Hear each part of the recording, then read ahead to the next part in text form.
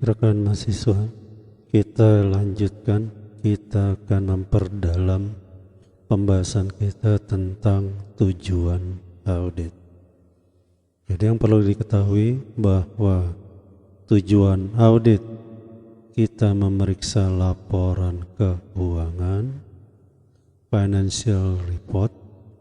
Yang utama adalah tujuan audit kita memeriksa laporan keuangan secara keseluruhan adalah untuk memberikan pendapat wajar atau tidak wajarnya laporan keuangan yang kita periksa.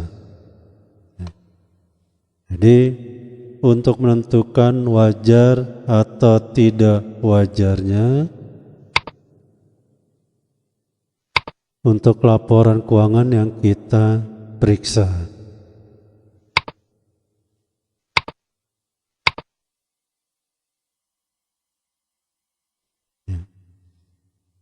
Nah, ini jadi kita sudah tahu bahwa kita meriksa laporan keuangan secara keseluruhan ini adalah untuk memberikan pendapat wajar atau tidak wajar atas laporan keuangan tersebut. Kenapa kita menilai tentang wajar tidak wajar, bukan kebenaran, ya. Nah, itu sudah kita bahas di pembahasan sebelumnya. Jadi kalau kebenaran kita memeriksa 100%, kalau wajar kita memeriksa tidak 100%, ya, dari informasi keuangan yang ada. Jadi kita akan memeriksa yang material saja, aspek yang material. Material itu berarti kita periksa yang angkanya besar-besar saja atau informasi yang berpengaruh signifikan terhadap laporan keuangan.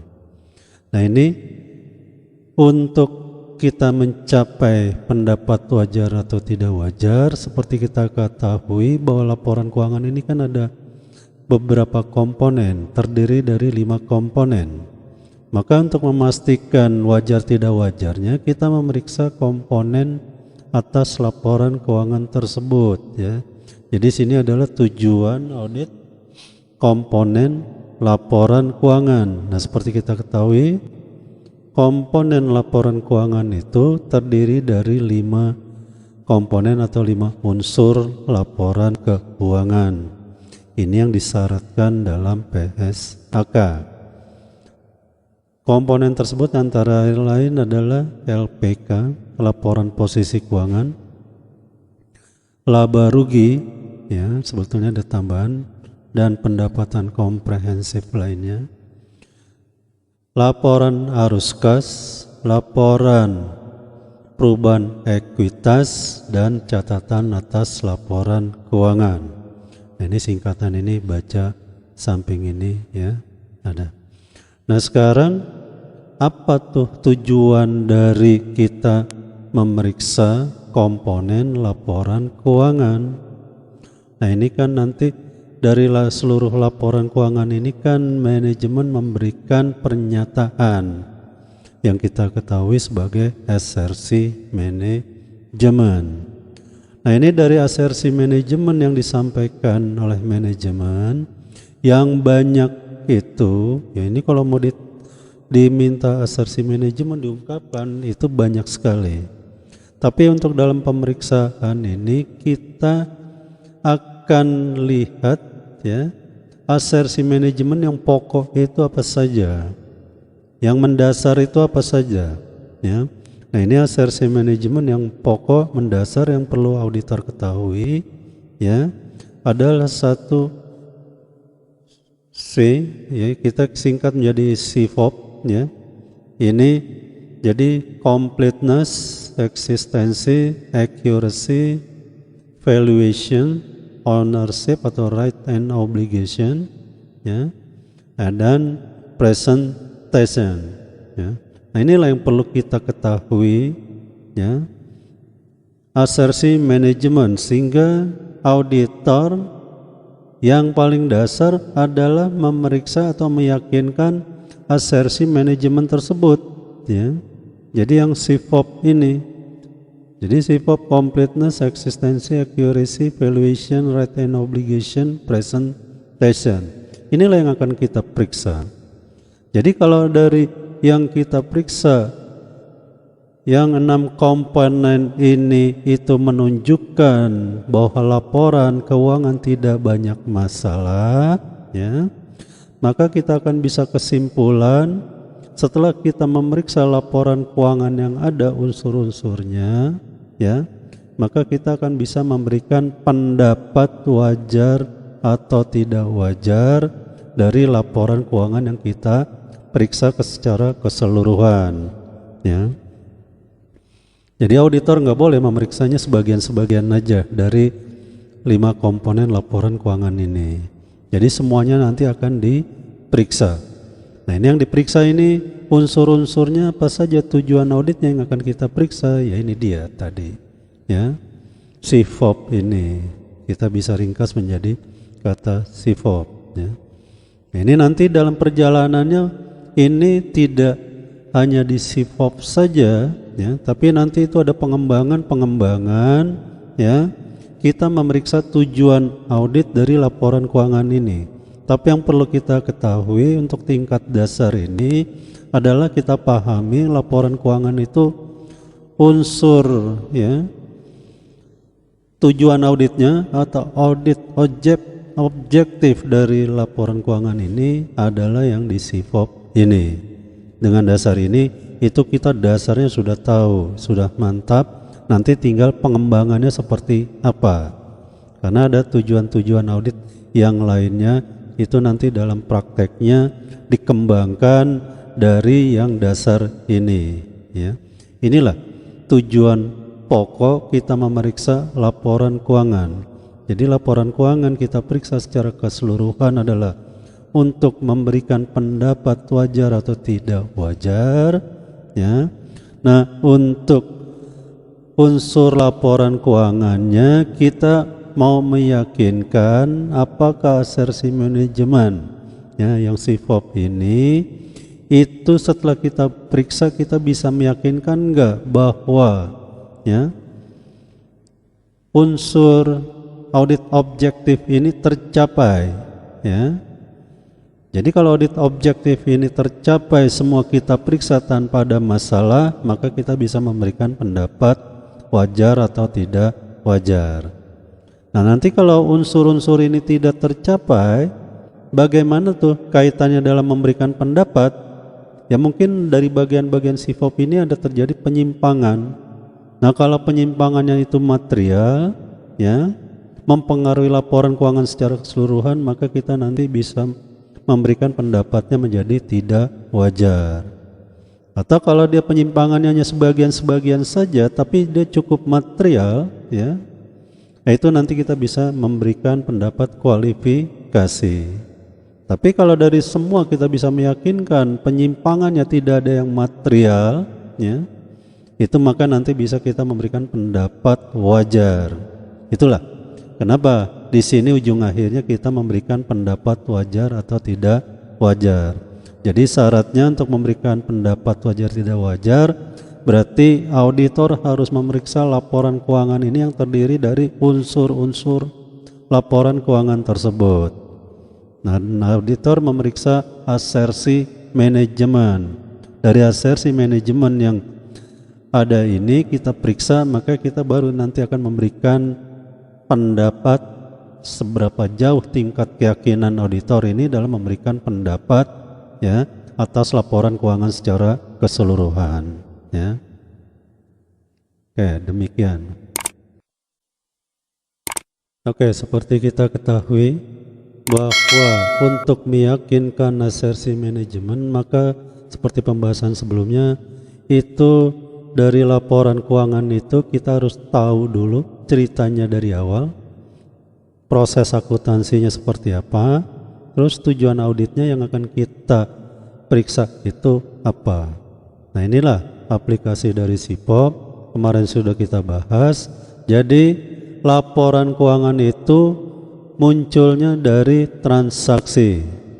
Dari transaksi diproses melalui proses akuntansi, ya. Jadi dari jurnal, GL, sampai laporan keuangan, sehingga di dalam laporan keuangan itu mengandung saldo ya. Nah, ini dari saldo kan hanya berupa angka-angka saja. Jadi kita tidak bisa mengerti itu apa itu laporan keuangan kalau isinya angka-angka saja. Sehingga untuk menjelaskan maksud dari angka-angka dalam laporan keuangan diperlukan namanya disclosure, catatan atas laporan keuangan ya. Nah, untuk mengaplikasikan SIFOP ini ya, kita lihat dimulai dari transaksi. Transaksi itu ya, intinya bahwa dalam satu periode akuntansi itu transaksi itu harus dicatat seluruhnya ya ke dalam pembukuan, sehingga menjadi laporan keuangan yang akan menimbulkan saldo. Nah, ini tujuan auditnya memeriksa transaksi adalah kita meyakinkan completeness-nya dulu ya, kelengkapan. Jadi intinya kalau kita ingin meyakinkan bahwa transaksi itu dicatat seluruhnya dalam laporan keuangan, maka kita meyakinkan ini yang namanya completeness. Nah, dari transaksi yang ada, ini ada buktinya enggak? Ya. Kalau kita mau meyakinkan ada buktinya, berarti ini adalah eksistensi. Kadang-kadang pengembangan selanjutnya, kapan transaksi itu terjadi? Jadi nanti pengembangan lebih lanjut ya, untuk tujuan audit nanti di transaksi ini ada yang namanya occurrence. Jadi kapan tuh transaksi itu timbul? Itulah nanti kita ada analisa yang membedakan kapan transaksi itu timbul, di periode sebelumnya atau periode sesudahnya ya. Ini untuk meyakinkan bahwa kita itu transaksi ini komplitnya di mana jatuhnya ya. Nah, ini adalah untuk meyakinkan ada atau tidaknya transaksi, ada buktinya atau tidak. Nah, inilah eksistensi. Nah, berikut masalah accuracy. Kalau accuracy biasanya kita dalam audit ini ya titik beratnya enggak selalu ditekankan, tapi dalam perjalanannya selama audit itu akan kita periksa ya. Nah, ini menyangkut saldo. Ini adalah saldo ini yang penting adalah laporan keuangannya adalah laporan posisi keuangan dan laba rugi. Nah, ini untuk mempermudah analisanya, makanya harus dipilah ya. Laporan posisi keuangan itu dipilah menjadi debit dan kredit. Laba rugi juga debit kredit. Dari sini akan mempermudah nih kita menentukan tujuan auditnya. Jadi kalau laporan posisi keuangan posisi debit ya, debit itu kan berarti aset, current asset, non current asset. Nah, untuk aset itu apa sih yang perlu kita tekankan pemeriksaannya ya? Karena itu aset adalah aktiva, ya berarti aktiva yang kita miliki. Berarti tujuan auditnya adalah untuk meyakinkan apakah aktiva itu pada tanggal laporan itu benar-benar ada enggak ya aktivanya, asetnya yang diakui sebagai aset itu benar-benar ada atau tidak ya. Nah, kalau benar-benar ada, berikutnya apakah nilainya memang sebesar itu? Cenderung perusahaan itu nilai aset itu ditinggi-tinggikan ya, supaya menunjukkan bahwa tren aset perusahaan itu kelihatan bagus. Tapi setelah dipelajari, diperiksa, ternyata aset itu enggak seperti yang kita bayangkan. Jadi ada aset-aset yang harusnya sudah diturunkan nilainya. Ya, kalau dalam PSHK kita kenal yang nama impairment. Jadi ada harus diturunkan nilainya. Tapi perusahaan tidak melakukan tuh penurunan nilai. Ya, nih. Nah, berikutnya adalah ownership. Jadi yang benar apa aset itu benar-benar aktiva perusahaan atau tidak? Ya, ini yang harus diyakinkan. Nah, posisi kredit yang perlu kita ketahui adalah ini perusahaan itu cenderung ya, itu kalau punya kewajiban dia akan tidak dicatat semuanya tuh ya. Kecenderungannya seperti itu. Jadi dia akan kurang-kurangin pencatatan ya hutangnya, atau dia malas mencatat, atau dia tidak tahu bagaimana harus mencatat hutang seharusnya ya. Nah, ini kecenderungannya kalau hutang itu tuh lebih kecil dari yang seharusnya, sehingga di sini auditor harus meyakinkan ya completeness, kelengkapan ya atas pencatatan hutang-hutang yang ada atau ekuitas yang ada. Ekuitas yang ada kenapa? Misalkan saldo laba. Ya kalau saldo laba itu dari profit and loss-nya kurang lengkap, belum dikoreksi, otomatis akan berpengaruh tuh terhadap ya ekuitas. Nah ini ekuitas ini kan posisinya sebelah kredit dari laporan posisi keuangan.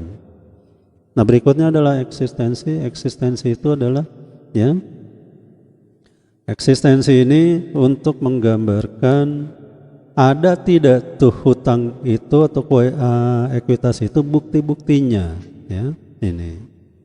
Nah berikutnya adalah ke laba rugi sama dengan ini ada debit ada kredit. Nah ini debit ini sama meyakinkannya dengan aset ya. Jadi di sini debit ini laba rugi itu kan terdiri dari biaya-biaya ya. Nah ini kecenderungan perusahaan juga akan menggede-gedekan biaya kalau perusahaannya lagi banyak untungnya ya. Jadi kalau memeriksa perusahaan yang trennya tuh dia kira-kira untungnya meningkat, hati-hati ya. Di sini juga ada unsur-unsur biaya itu dikecilkan bisa jadi atau biayanya dibesar-besarkan. Kalau perusahaan cenderung dia labanya maksudnya lagi omsetnya meningkat ya, lagi maju-majunya ya. Biasanya dia kayak ada kecenderungan di sini biayanya dia besar-besarkan, ya. Jadi pesta pora mereka, bocorin, ya, dana perusahaan. Jadi kecenderungan ini perusahaan omsetnya meningkat, biasanya biayanya meningkat, ya. Tuh. Jadi di sini kecenderungan, nah ini auditor harus meyakinkan apakah biaya-biaya tersebut buktinya ada atau tidak. Kadang-kadang ada perusahaan ya asal nulis biaya-biaya aja, yang penting uangnya keluar. Jadi kasnya keluar, ya. Nah, padahal biayanya itu tidak ada kejadiannya, tidak ada transaksinya. Tapi di sini seolah-olah terjadi transaksi, uangnya keluar, ya. Itu yang perlu dipelajari oleh auditor. Di sini adalah accuracy. Accuracy adalah akurasi dia pencatatan biaya. Jadi ada kwitansi 5 miliar, apakah ada benar nggak ada buktinya? Accuracy-nya gimana? Buktinya ada nggak? Tingkat accuracy-nya gimana? Keakuratan informasi atau data tersebut. Nah bedanya dengan aset di sini di biaya tidak ada valuation, karena valuation itu mengukurnya dari aset. Nanti dampaknya baru akan berpengaruh terhadap biaya. Ya. Dia biasa ke biaya atau dia nanti bisa mempengaruhi kredit. Ya. Ini koreksi biaya. Nah berikutnya adalah dari kredit ya. Kredit ini biasanya kalau di laporan laba rugi kan adalah revenue ditambah pendapatan lain-lain ya, pendapatan lainnya. Nah ini kita untuk meyakinkan apakah revenue itu sudah tercatat, ini adalah kaitannya dengan completeness ya dari transaksi tadi. Apakah penjualan sudah dicatat seluruhnya? Nah ini kita harus yakinkan completeness-nya.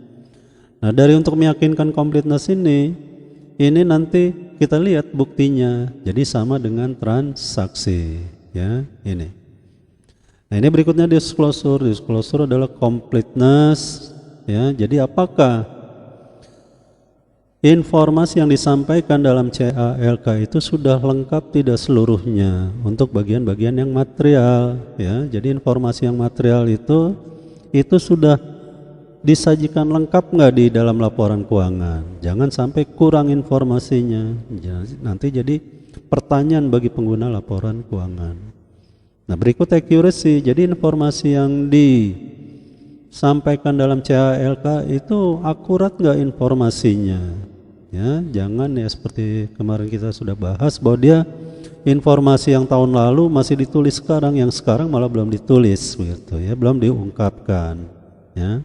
Ini kita mengulang sedikit tentang alur bagaimana kita untuk menetapkan ya, cara menetapkan tujuan audit atas unsur-unsur laporan keuangan. Nah ini untuk mempermudahnya menganalisanya seperti ini ya, kita tinggal tahu transaksi apa, saldo tuh untuk laporan posisi keuangan tuh debit apa, kredit apa, laba rugi ya, itu debit apa, kredit apa? Kenapa di sini kita tidak analisa tentang laporan arus kas dan laporan perubahan ekuitas? Laporan arus kas dan perubahan ekuitas itu informasinya dari dua laporan ini. Laporan itu cuma mencatat mutasi-mutasi saja, ya. Tapi nanti kita harus periksa ya kebenaran informasi dari laporan-laporan tersebut. Tapi intinya dalam audit kita harus memastikan yang dua ini dulu. Kalau yang dua ini aja tidak tercapai, kemungkinan laporan arus kas dan perubahan ekuitas juga tidak tercapai, ya, karena informasinya nggak cukup untuk menyajikan laporan tersebut. Kalau laporan ininya salah, dua laporan ini salah, maka nanti percuma kita buat laporan arus kas dan laporan perubahan ekuitas karena mungkin juga mengandung kesalahan. Jadi yang penting adalah di pokoknya di dua laporan ini, ya. Oke, nanti kita lanjutkan pembahasan berikut.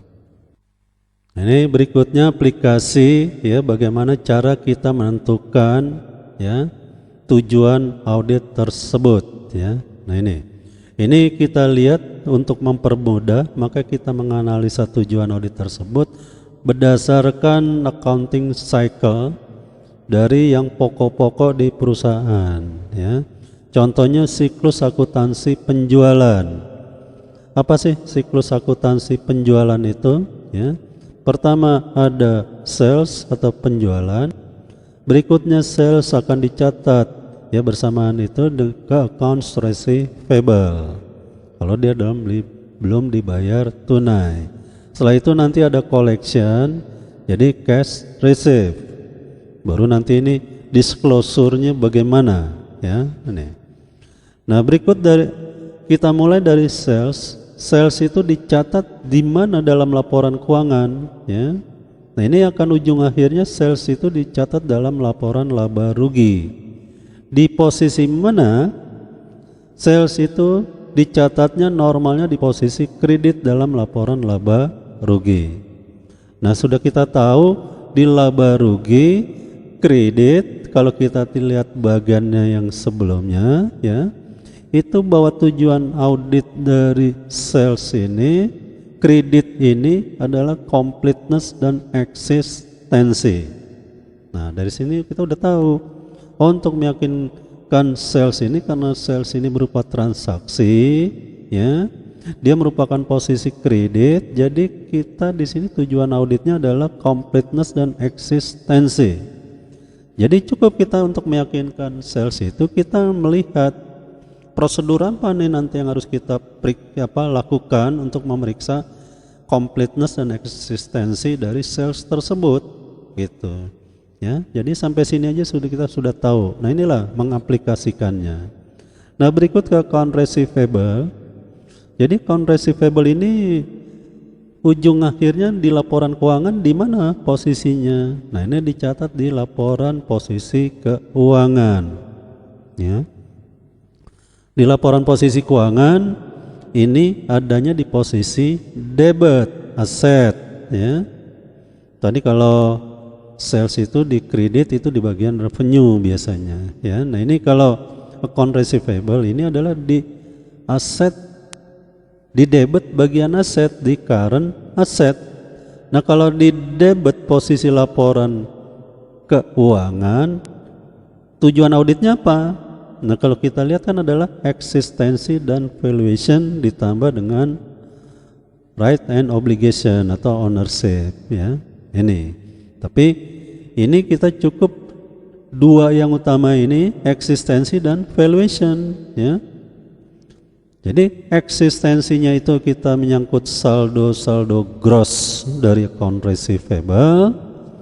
Nah, untuk valuationnya itu adalah pengurangan penyisihan, ya, saldo piutang, cadangan penyisihan saldo piutang atau impairment, gitu, ya. Penurunan nilai dari piutang itu valuation yang akan kita nilai. Contohnya apakah piutang ini kita meyakinkan tertagihnya atau tingkat tertagihnya gimana, ya, itu valuation. Kalau eksistensi, bagaimana nih piutangnya, ada nggak buktinya, misalkan dari invoice-nya, ya, dari transaksinya sendiri ada atau tidak ini piutang. Jadi kalau valuation ini menyangkut apakah piutang itu bisa ditagih atau tidak, ya. Nah inilah tujuan auditnya. Jadi kalau account receivable ada di laporan posisi keuangan, posisi debit, ya, ini dia, ya, yang kita sudah tahu tujuan audit dasarnya adalah eksistensi dan valuation. Nah berikutnya kas dan bank receive, ya. Ini pengertiannya bukan saldo kas dan bank, tapi ini mutasi, ya, transaksi penerimaan kas dan bank. Ya kalau kita lihat di laporan posisi keuangan di mana deh sebetulnya dia termasuk di kas, ya, saldo kas ujung akhirnya, tapi di sini bukan saldo kasnya tapi transaksi penerimaan kasnya, ya. Sini. Nah ini transaksi penerimaan kas ini harusnya, oh ini bukan posisi kredit, adalah posisi debit, ya. Ini harusnya debit bukan kredit.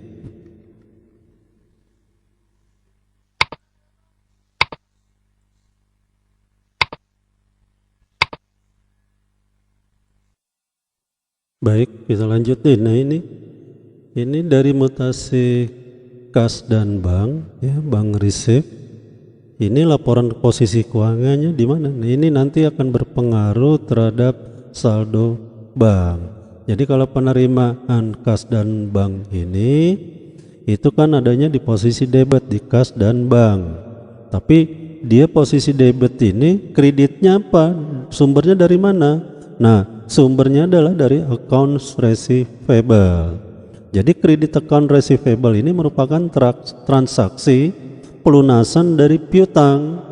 Sehingga di sini pelunasan dari piutang ini kan di sebelah kredit. Nah kalau di sebelah kredit ini tujuannya adalah untuk meyakinkan completeness dan eksistensi. Jadi kita harus meyakinkan apakah piutang ini sudah dilunasi semua enggak dalam tahun berjalan, dan setelah semua pelunasan piutang ini sudah dicatat belum dalam piutang, ya. Sehingga di sini di piutang ini untuk transaksinya, kalau debitnya itu berpengaruh dari penjualan, kalau kreditnya ini akan berpengaruh kaitannya dengan penerimaan piutang yang ada di kas dan bank. Sehingga di sini harus diyakinkan bahwa transaksi pelunasan piutang, pengurangan piutang ini sudah dicatat lengkap nantinya di penerimaan bank. Cuma di penerimaan bank ini kan terimanya di debit. Jadi di debit itu nanti akan kita yakinkan benar enggak piutang ini benar-benar sudah dilunasi. Jadi ada buktinya tidak, ya. Ini ada buktinya tidak. Nah, nanti akan dilihat accuracy-nya bagaimana, ya. Ini jadi kalau di cash bank receipt ini kita melihatnya adalah posisi debit, tujuan auditnya, ya, adalah eksistensi dan accuracy. Nah ini kalau melihat kelengkapan penerimaan piutang, penerimaan dari piutang ini adanya di piutang, sehingga di piutang ini nanti karena dia saldonya kredit, transaksinya kredit, berarti tujuan auditnya adalah completeness dan eksistensi. Apakah piutang ini sudah pelunasannya sudah dicatat seluruhnya atau tidak, ya. Nah itu nanti adalah completeness. Nah dari yang sudah terbayar itu atau pengurangan itu ada buktinya enggak? Nah inilah eksistensi, ya. Ini. Nah ini berikutnya adalah disclosure. Nah dari penjualan dan piutang ini nanti bagaimana pengungkapannya dalam laporan keuangan, ya. Jadi di sini diungkapkan dalam CALK. Nah informasi apa yang harus kita yakinkan, ya. Jadi nanti informasi ada yang diperlukan dalam CALK itu harus diungkapkan sesuai SAK-nya, ya. Nah ini apakah pengungkapan itu antara piutang dan penjualan sudah komplit belum diungkapkan dalam laporan keuangan? Terus informasinya akurat atau tidak, ya. Nah inilah penekanan audit kita nanti. Nah ini dari transaksi penjualan, ya, siklus akuntansi penjualan. Nah, sekarang bagaimana dari siklus akuntansi pembelian, ya?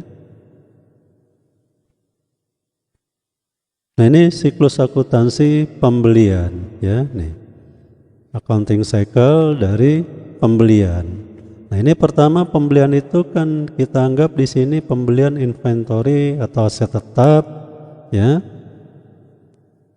Atau yang lainnya kan muncul nanti adalah accounts payable, hutang. Dari accounts payable nanti akan dibayar, ya. Akan dibayar. Nah, kita lihat dulu dari inventory atau aset tetap ini yang dibeli posisinya di mana? Nah, dia ada posisinya di laporan keuangan itu di mana, ya? Nah, ini inventory aset tetap posisinya adalah posisi di debit, ya. Nah, debit itu apa tujuan auditnya? Nah, ini adalah tujuan auditnya eksistensi dan valuation, ya. Kalau untuk aset tetap nanti ditambah lagi dengan yang namanya ownership, ya. Ini.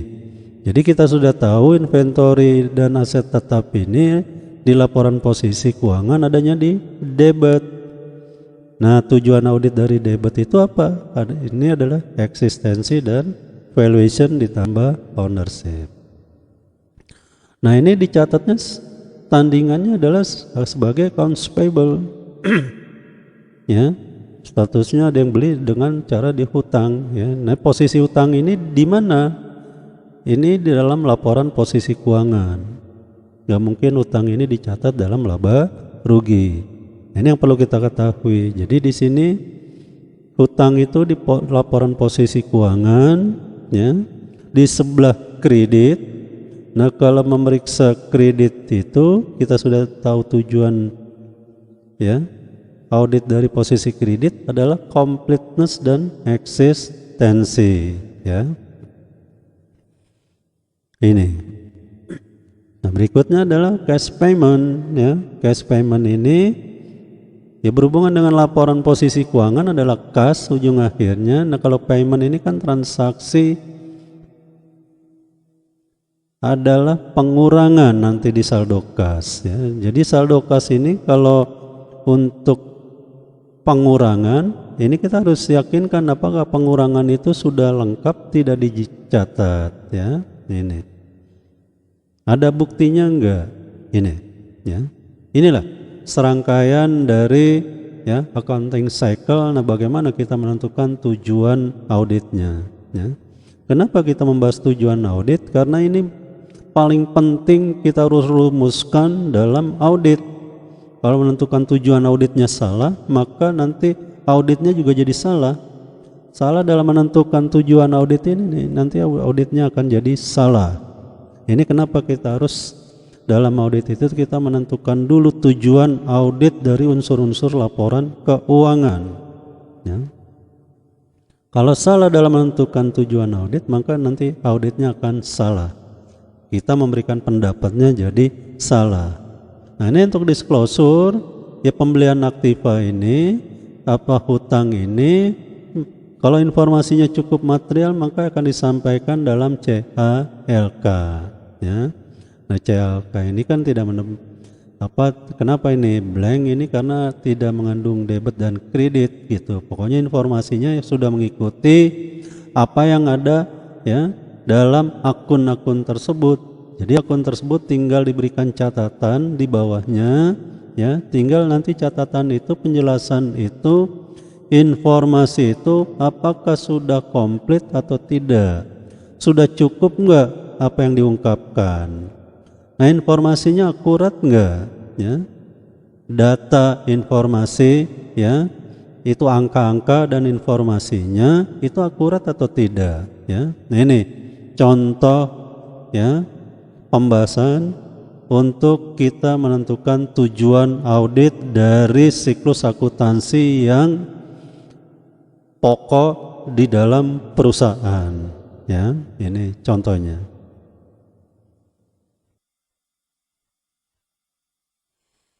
Kita lanjut. Nah, ini ada contoh kasus laporan keuangan ya. Ini contoh kasus laporan keuangan. Contohnya adalah seperti ini. Kita lihat laporan keuangan berupa laporan posisi keuangan. Nah, laporan posisi keuangan ini nah ini laporan keuangan sebetulnya sudah angkanya audited gitu ya, sudah diperiksa. Nah, sekarang anggap saja ini laporan ini sebelum diaudit ya. Kalau melihat laporan ini, kira-kira perkiraan mana saja nih yang perlu kita periksa ya? Kita utamakan dahulu untuk diperiksa ya. Kita berangkat dari laporan posisi keuangan bagian aset dulu, berarti bagian debit ya. Nah, ini dari laporan keuangan ini mana yang harus kita periksa? Kita harus fokus dulu perhatian kita untuk memeriksanya ya. Nah, ini yang perlu diperhatikan dari angka-angka. Anggap aja kita memeriksa tahun berjalan 2019 ya. Mana yang harus kita periksa dulu nih, yang jadi konsentrasi kita fokus untuk kita periksa. Nah, dari angka-angka ini mana yang angkanya besar-besar dulu ya. Kita lihat di sini angka yang besar-besar ini mana saja ya dari sini. Nah, itu biasanya kalau oleh auditor melihat angka yang besar-besar ini akan distabilo dulu tuh ya. Ini contohnya kas dan setara kas, stabilo, serat ya. Ini angkanya yang perlu diperiksa. Terus piutang mana yang besar? Piutang pihak ketiga, biasanya berhubungan dengan piutang usaha atau piutang dagang. Ya, terus persediaan ya, sini angkanya besar ya. Nah, ini stabilo dulu nih ya, nih di stabilo biasanya oleh auditor ya, atau dilingkari tapi kebanyakan di stabilo dulu. Nah, berikutnya kita lihat di aset tidak lancar ya. Tadi ada aset lancar nih, kelompoknya ada aset tidak lancar. Kita lihat di sini aset tidak lancar tuh mana angkanya yang besar-besar. Oh, ini aset tetap nih ya. Nah, ini ditandai ya. Ini kita lihat nih, kita jumlahkan angka ya 161, 233, 235, 190 ini secara total berapa terhadap ya perbandingan total aset begitu ya. Kalau sudah di atas angka 70, kita memeriksa ini syukur dapat 80% ya. Ini kita akan periksa, itu sudah lumayan. Itulah yang namanya sampling ya. Jadi dari total populasi aset ini tidak seluruhnya kita periksa. Kalau kita periksa seluruhnya berarti kita memeriksa 100% ya. Ini. Jadi kalau sampling itu sebetulnya ini di sini kita periksa, ambil sampling yang besar-besar dulu ya. Ini yang akan kita periksa. Itu untuk aset ya. Nah, ini setelah kita tanda ini apa tujuan auditnya gitu ya. Tujuan auditnya apa? Ya, tadi kita lihat laporan posisi keuangan ini sebelah debit, kas ya. Ini posisinya debit. Nah, debit itu tujuan auditnya apa? Yaitu eksistensi. Jadi di sini kita harus meyakinkan dari kas ini eksistensi. Kasnya tuh apa? Jadi tujuannya ada atau tidak nih kasnya sebesar 161 ya. Ini miliar ya, nolnya 3 di atas nih ya. Nah, demikian piutang usaha ya. Ini pasti tes eksistensi. Nah, ini karena piutang usaha, karena ada penyisihan piutang, maka di samping eksistensi kita akan lihat juga, kita periksa juga valuationnya. Jadi yang penyisihan piutang itu akan kita analisa, kita periksa. Itulah menyangkut tujuan audit valuation. Berikutnya persediaan. Persediaan juga demikian ya. Jadi tujuan utamanya adalah eksistensi. Ada atau tidak tuh persediaan tersebut di gudang. Nah, terus kita lihat dari piutang ini nilai apa, dari persediaan ini nilainya bagaimana ya. Ini penurunan nilai persediaan ini ada enggak dibentuk ya. Kalau enggak ada dibentuk Ya kenapa nggak dibentuk? Ya emang semuanya barang ini bagus semua. Ada yang maksudnya ya bisa dijual semua. Kalau persediaan barang jadinya emang tidak ada yang rusak, ya. Nah ini kita lihat ada nggak penurunan nilai dari piutang, penyisihan penurunan nilai dari piutang. Nah inilah ini kita lihat tujuan auditnya adalah valuation, ya. Nah satu lagi adalah aset tetap, ya. Jadi aset tetap ini ya kita periksa eksistensinya. Tujuan auditnya adalah eksistensinya. Nah aset tetap juga kan ada berhubungan dengan kebijakan depresiasi, penyusutan aktiva tetap. Nah itu kan berupa taksiran-taksiran. Nah ini makanya tujuan audit keduanya di samping eksistensi adalah valuation, ya. Nah ini aset tetap ini kan berhubungan dengan aktiva. Kadang-kadang kan dia berhubungan dengan satu tanah, kendaraan, mesin-mesin. Nah untuk tanah kadang-kadang kan beresiko tentang kepemilikan. Nah ini akan diyakinkan, misalkan kalau perusahaan punya tanah dan bangunan, bagaimana ya untuk meyakinkan kepemilikan bahwa itu tanah dan bangunan itu punya perusahaan, ya. Inilah penekanannya di ownership. Kendaraan juga ada kendaraan masih atas nama pihak-pihak lain, padahal ini atas nama PT. Kenapa masih atas nama pihak lain? Nah ini bagaimana pengakuan kepemilikannya, ya. Di sini jadi aset tetap ini akan berhubungan dengan eksistensi, valuation, dan ownership, right and obligation. Nah kalau kita lihat kan angka-angka yang lainnya agak kecil, ya. Ini bisa aja diabaikan, ya. Tetapi auditor tidak boleh mengabaikan begitu aja. Jadi kalau dia mau tidak diperiksa, yakinkan internal kontrol perusahaan ini bagus, dan auditor harus tahu nih nature dari perkiraan-perkiraan ini apa, ya. Bisa mengandungan kesalahan material nggak tidak di perkiraan ini nantinya. Kalau tidak, ya ini bisa diabaikan untuk diperiksa, ya. Nih jadi dia yang ini aja nih, yang 1, 2, 3, 4 ini aja sudah material sekali kalau diperiksa, ya. Apalagi kalau dia udah 80% dari angka laporan keuangan ini, itu udah memadai untuk memeriksa perkiraan ini aja, gitu ya. Kita memberikan pendapat untuk aset ini udah cukup, sepanjang kalau aset-aset ini tidak bermasalah, ya. Oke, kita lanjutkan. Oke, berikut kita lihat laporan yang berhubungan dengan liabilitas dan ekuitas. Berarti di sini posisinya dalam laporan posisi keuangan adalah sebelah kredit, ya. Nah kita lihat dari laporan keuangan ini mana angka-angka yang besarnya dulu. Jadi kalau kita lihat di sini liabilitas jangka pendek lainnya, ya, ini besar, ya. Terus berikutnya mana lagi? Kayaknya ini yang besar dengan saldo laba, ya. Nah, apakah kalau kita melihat liabilitas kelompok kredit laporan posisi keuangan ini, kalau kecil-kecil ini nggak perlu diperiksa? Nah ini kebalikannya dengan aset. Kalau aset itu kan sudah tinggal membuktikan kalau dia kecil, ya kalau nggak ada tambahan, nah itu segitu aja angkanya, ya. Penurunan nilainya juga kecil, ya. Jumlah yang akan diperiksa kecil. Tapi kalau khusus di bagian kredit, ya, ini kalau menunjukkan angka kecil nanti belum tentu dia kecil, ya. Nih. Jadi bisa jadi yang kecil ini karena ada transaksi yang belum dibukukan, gitu. Kenapa? Kalau untuk kredit ini kita harus hati-hati, nggak bisa melihat kalau angka kecil, udah nggak usah kita periksa.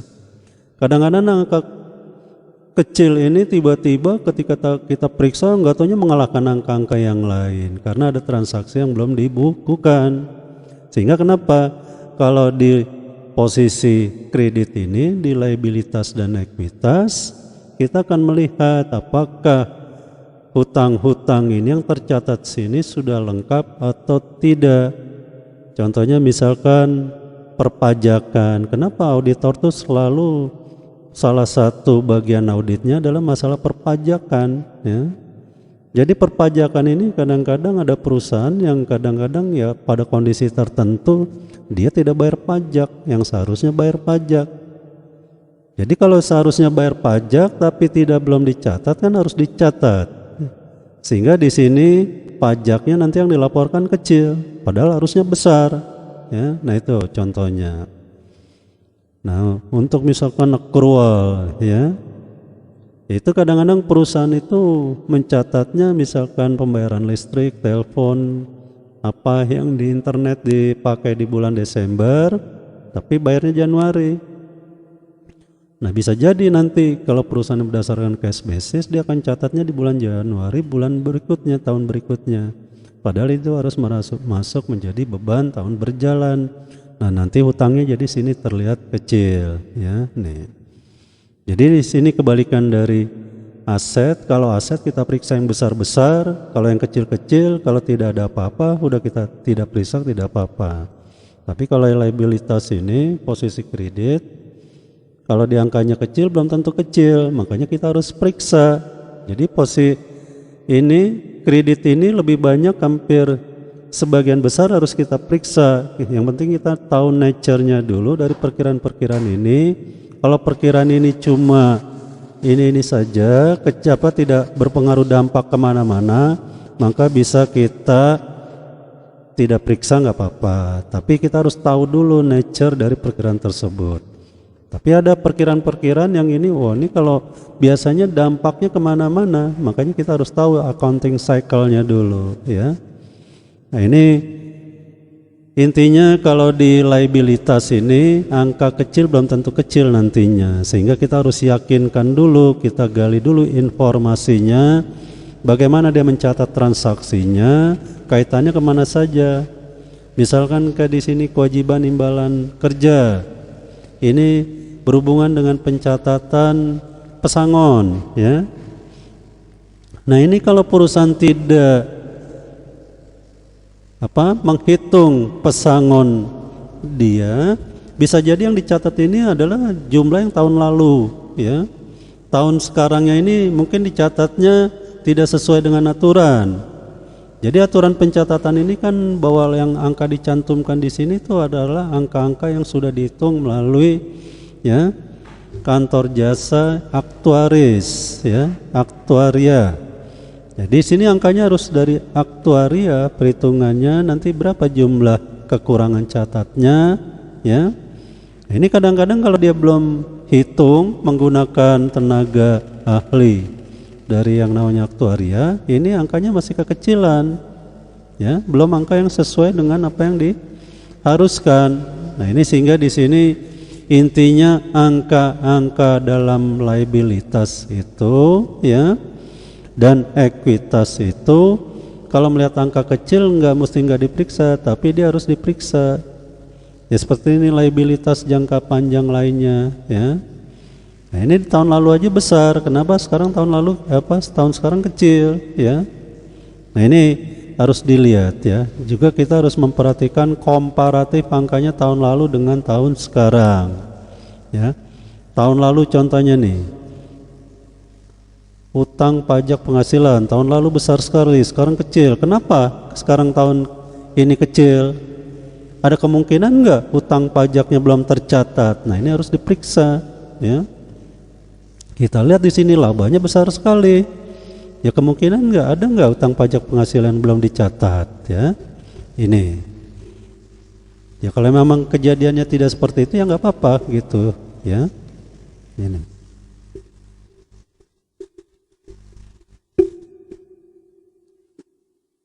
Nah, inilah untuk liabilitas, ya. Nah, ini biasanya liabilitas untuk piutang usaha saja harus diaudit, ya. Walaupun kecil tetap dia akan diaudit, ya. Nih. Pihak berelasi, ya, yang punya grup perusahaan, ini akan diperiksa.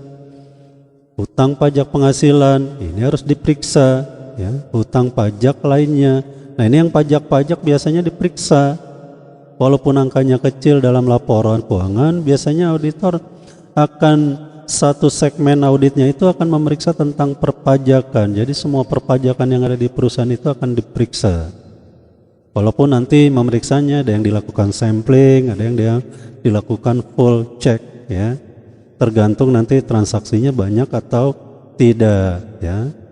Ini liabilitas jangka pendek lainnya, nah ini apa gitu ya. Nah ini akan diperiksa oleh auditor. Pertama auditor akan baca dulu di catatan atas laporan keuangan. Jadi ini CALK ini referensinya adalah angkanya di apa?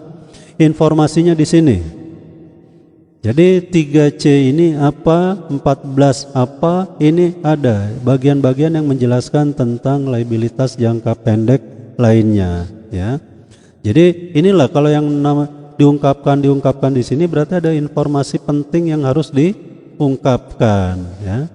Kalau dia tidak penting sekali maka tidak diungkapkan. Nah seperti ini, utang usaha, utang ini tidak ada catatannya ya.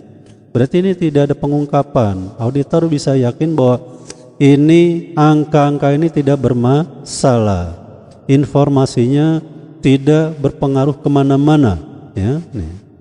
Tapi yang diungkapkan ini adalah informasi penting yang ini harus pembaca laporan keuangan ini harus paham apa ceritanya nih ya.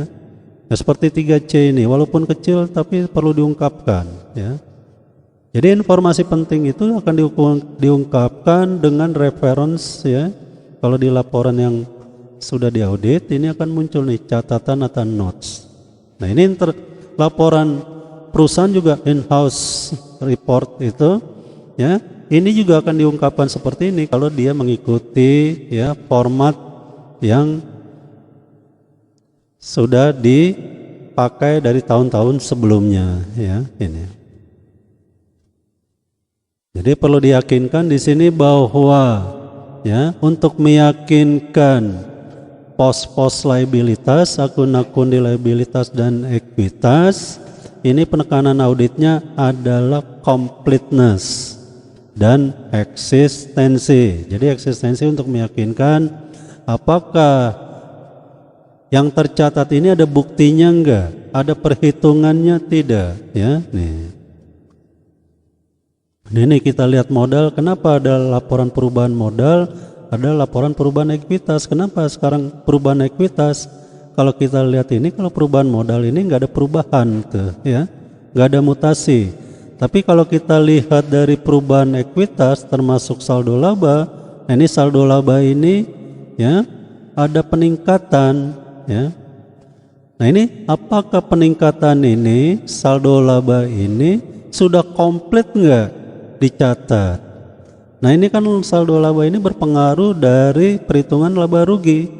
Jadi kalau perhitungan laba rugi labanya berubah, maka ini akan berubah ya. Sehingga di sini completeness dari saldo laba ini juga perlu diperiksa. Nah, karena ini berkaitan dengan laporan laba rugi. Kalau laporan laba ruginya ada koreksi, berarti di sini juga harus ada koreksi. Jangan laba ruginya ada koreksi, di sini tidak dicatat, berarti belum lengkap dia ya. Nah waktu koreksinya itu ada buktinya enggak? Itulah eksistensi ya. Baik, selanjutnya kita lihat laporan laba rugi ya. Nah sebetulnya laporan laba rugi itu ada tambahan kata-kata penghasilan komprehensif lain. Tapi sementara ya nggak apa-apa disebut laporan laba rugi.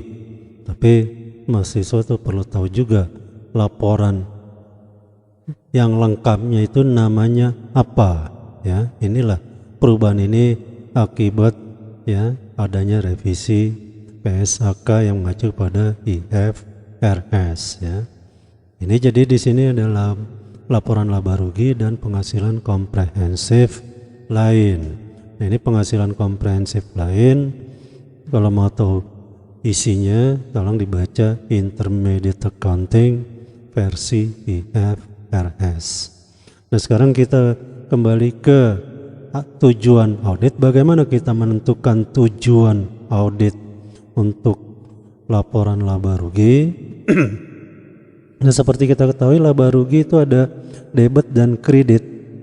Ini kalau lihat begini nih mahasiswa juga ada juga yang nggak tahu mana yang debit, mana yang kredit, ya ini. Nah, inilah perlunya mendalami yang namanya intermediate accounting, dan dari sana baca-baca laporan-laporan keuangan yang sudah terpublikasi. Nah, ini bisa lihat adalah laporan perusahaan TBK, gimana complicatednya, ya. Baca, kumpulkan seluruh laporan keuangan yang sudah terbit, baca-baca, baru nanti dilihat di situ apa saja sih yang berkembang, gitu, ya. Nah, ini contohnya di sini bagaimana kita mengidentifikasi debit dan kreditnya dari laba rugi ini. Nah, seperti kita ketahui, kita identifikasi yang paling gampang adalah dari kreditnya dulu, karena sumber utama perusahaan itu adalah dari sebelah kredit kalau dari laba rugi. Kalau kreditnya nggak ada, ya berarti perusahaan itu akan mengalami kerugian. Jadi kreditnya apa? Kalau kredit kan itu adalah revenue atau pendapatan. Revenue bisa terdiri dari penjualan, ya, yang utama. Jadi kita lihat di sini pendapatannya mana? Oh, ini sebelah kredit nih, ya, pendapatan. Pasti kebalikan dari pendapatan adalah biaya. Nah, dalam laporan keuangan ini biasanya biaya-biaya itu dikasih tanda kurung sebagai pengurang, ya. Jadi yang disebut biaya-biaya itu posisi debit dalam laporan keuangan ini akan ditandai dengan yang tanda kurung, berarti itu adalah biaya. Kalau yang tanpa tanda kurung berarti itu pendapatan. Jadi kita lihat di sini pendapatan perusahaan itu mana saja yang tanpa tanda kurung. Nah, ini ada pendapatannya sendiri. Nah, ini ada laba rugi penjualan aktiva, ya. Pendapatan lainnya, ya.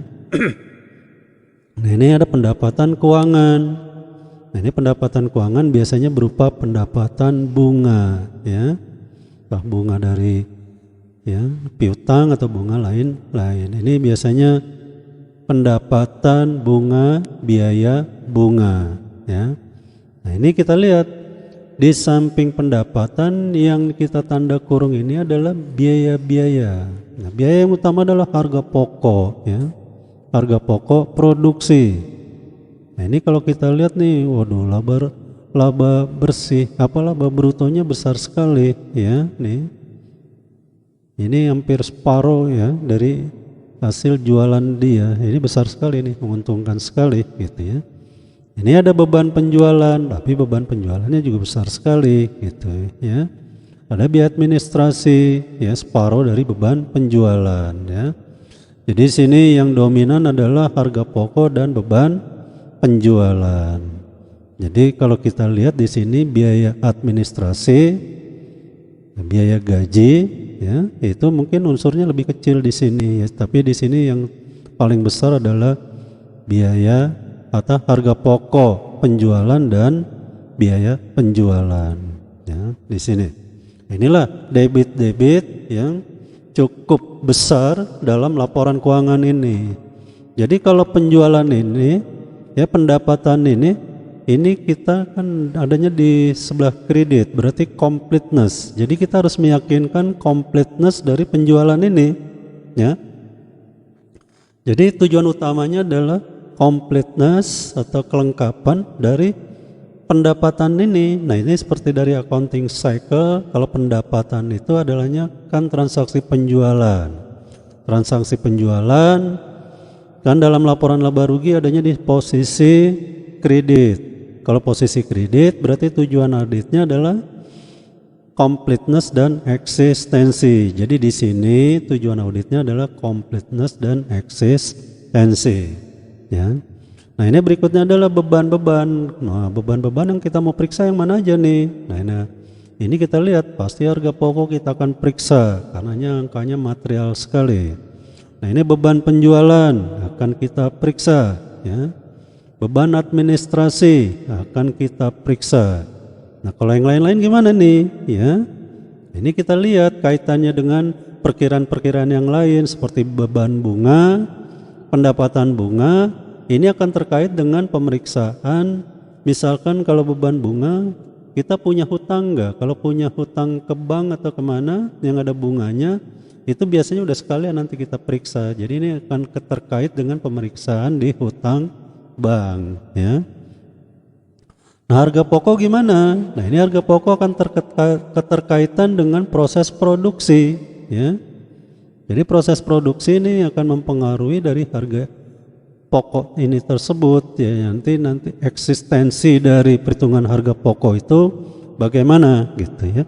Jadi dari biaya-biaya ini karena debit, jadi laporan laba rugi posisi debit, tujuan auditnya adalah eksistensi. Jadi kita di sini tujuan auditnya adalah melihat eksistensi biaya ini.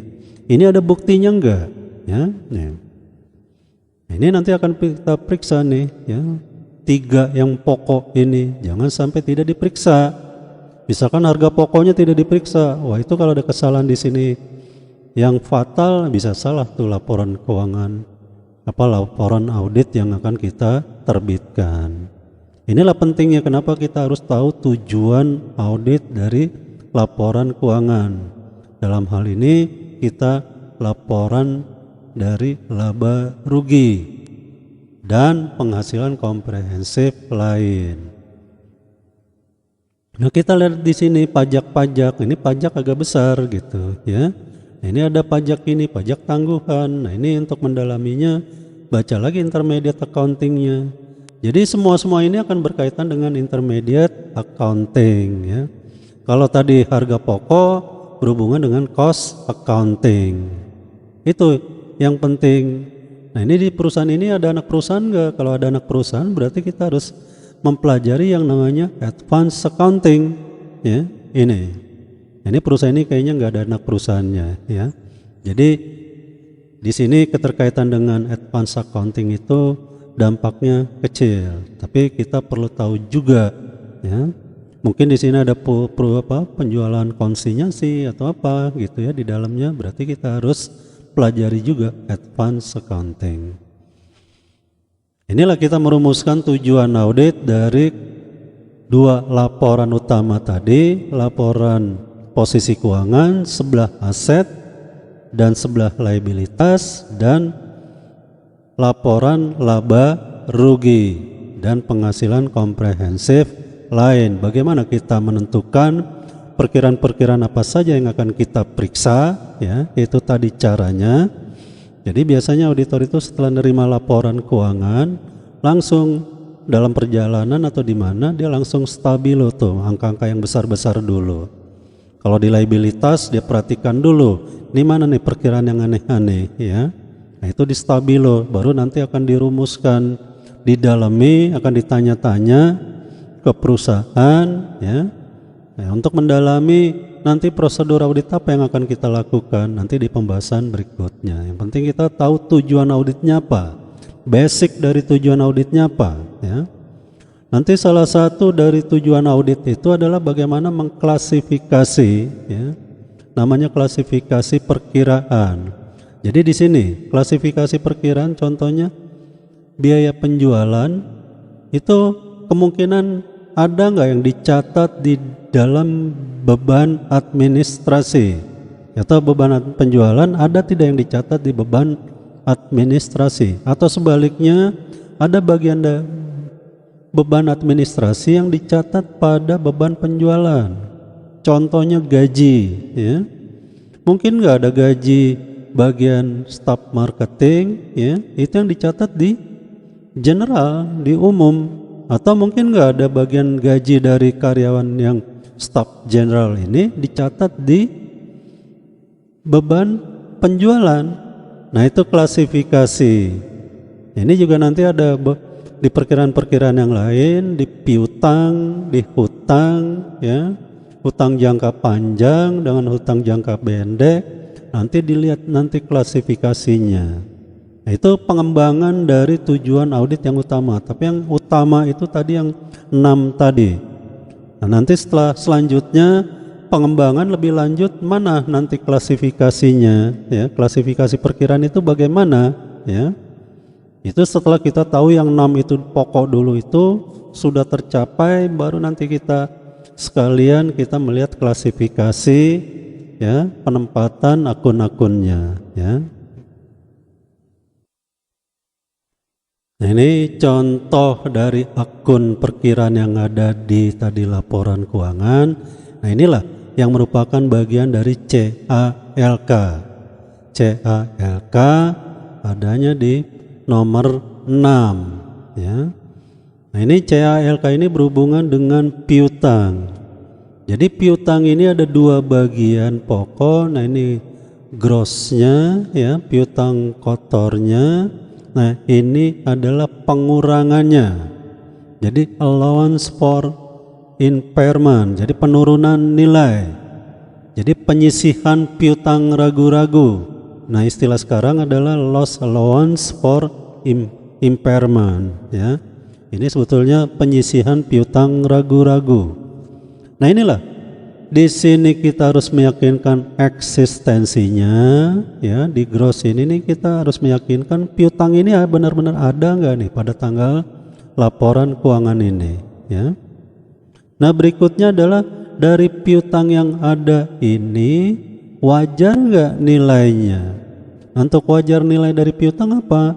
Ya pasti akan melihat dari piutang ini apakah kita perlu yakinkan ini tertagih semua enggak ya. Ternyata setelah dilihat, dipelajari, dianalisa, ini perlu dibuatkan penyisihan atau cadangan kerugian penurunan nilai. Jadi di sini dibuat ya, dari ini penurunan nilainya berapa. Nah, ini dibuatkan penyisihannya. Sehingga sebetulnya piutang yang ada yang wajar itu adalah sebesar ini 233 134 sekian. Itulah nilai wajarnya dari piutang tersebut pada tanggal laporan keuangan ya. Ini. Jadi di sini pemeriksaan piutang tujuan utamanya adalah memeriksa eksistensi, berikutnya adalah valuationnya ya. Inilah pemeriksaan atas piutang.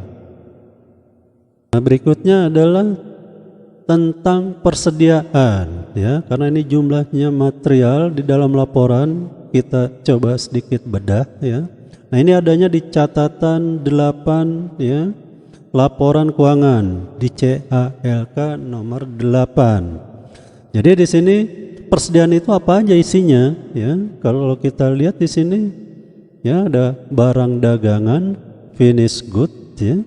Barang dagangan, merchandise good, barang jadi, barang dalam pengolahan ya, bahan baku, bahan kemasan ya, barang dalam perjalanan ya. Ini ada istilah bahasa Inggrisnya ya. Nah, di sini sama seperti piutang tadi, disinilah ada nilai grossnya ya. Nilai gross ini yang akan kita yakinkan eksistensinya, benar nggak nih dengan nilai sekian ini ada nggak barang-barangnya di gudang ya. Nah, ini harus kita yakinkan ya. Nah, ini nantinya setelah tahu ini kita harus yakinkan ada atau tidaknya, berarti tujuan auditnya adalah eksistensi. Nah, dari barang yang ada ini ada nggak kemungkinan barang yang rusak ya?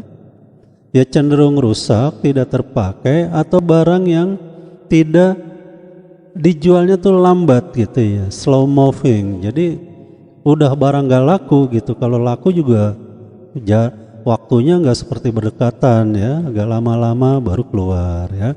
Nah, itu terhitung barangnya sudah mungkin kondisinya sudah usang, produksinya sudah lama ya. Nah, sampai saat ini pergerakan penjualannya itu kurang ya, bergeraknya kurang karena ini mungkin udah barang produk lama, jadi udah masanya tuh udah waktunya sudah habis lalu-lalu gitu ya. Sekarang ada sih orang beli tapi itu udah mulai jarang. Nah, ini karena dia cenderung barang ini nanti dijualnya lama, berarti kan udah terjadi penurunan nilai karena akibat udah barang itu dianggap udah usang gitu ya. Jadi dimasukkan sebagai slow moving. Nah, ini dia harus dihitung ya penurunan nilainya ya. Jadi ini less allowance for slow moving inventory ya. Di sini jadi kita perlu membuatkan cadangan persediaan untuk yang slow moving. Nah, inilah bagaimana angka ini bisa diperoleh ya, kita harus periksa. Inilah valuation, ya. Nah, ini valuation ini banyak berdasarkan taksiran-taksiran, ya. Itu makanya nanti kalau kita belajar audit 2 yang dalam bentuknya taksiran itu sangat beresiko tuh. Jadi harus hati-hati. Jadi valuation ini harus hati-hati mengauditnya. Kalau kita salah, ya ini nilainya nanti yang dicantumkan di sini oleh perusahaan juga bakal salah gitu ya. Terus auditornya nggak ngerti. Jadi kalau di sini masih ada salahnya, tapi auditor nggak ngerti di mana salahnya, ya. Karena auditornya lemah pengetahuannya, jadi kalah dengan perusahaan. Apalagi ini perusahaan TBK. Biasanya bagian accountingnya itu udah pinter-pinter gitu ya. Jadi jangan sampai auditor itu sampai kalah dengan bagian accounting di perusahaan tersebut begitu ya. Inilah jadi persediaan tujuan audit utamanya adalah tadi eksistensi dan kedua adalah valuation. Ini bagian pokok dari audit dari persediaan. Nah, berikutnya adalah aset tetap ya. Jadi aset tetap ini ya di CALK-nya nomor 10 ya. Nah, ini aset tetap ini terdiri dari 2 bagian pokok. Ini dibuat komparatif 2019 dan 2018. Jadi semua informasi yang ada di laporan keuangan ini dibuat komparatif ya. Nah, ini aset tetap ya. Nah, ini angka harga perolehannya ya, nih angka harga perolehannya. Nah, inilah penyusutannya ya, akumulasi penyusutan. Nah, apa tujuan auditnya? Berarti kalau tujuan audit untuk harga perolehan ini kita akan periksa eksistensinya. Apakah tanah itu benar ada? Bangunan itu benar ada? Ya. Mesin dan peralatan itu ada, kendaraan itu ada, inventaris lainnya ada, ya. Itu kita akan yakinkan ada atau tidak tuh, ya. Aset tersebut, buktinya ada atau tidak, ya. Nah, berikutnya adalah menyangkut akumulasi penyusutan. Akumulasi penyusutan ini merupakan taksiran penurunan nilai aset, ya. Nah, ini berarti tujuan auditnya adalah valuation ya. Jadi karena ini berdasarkan taksiran perhitungannya, ini kita akan memeriksa tujuan auditnya adalah valuation. Nah, di samping itu aset tetap ini kan menyangkut kepemilikan. Yang sering sengketa tuh tanah ya. Nah, ini apakah tanah ini benar enggak ya? Harta ini, aset ini benar-benar punya perusahaan tidak? Nah, di kendaraan kadang-kadang di BPKB dengan kenyataannya pemiliknya di BPKB masih atas nama orang-orang, padahal ini namanya PT ya. Jadi di sini perlu diyakinkan juga apakah ya tanah, kendaraan, tanah bangunan juga apakah milik perusahaan ya. Ini kepemilikannya bagaimana? Nah, kalau kita bicara kepemilikannya bagaimana, ya inilah kita bicara dengan ownership ya, atau right and obligation. Jadi di sini untuk memeriksa aset tetap, satu kita yakinkan eksistensinya, asetnya ada atau tidak. Kedua, valuation ya, ini bagaimana depresiasinya?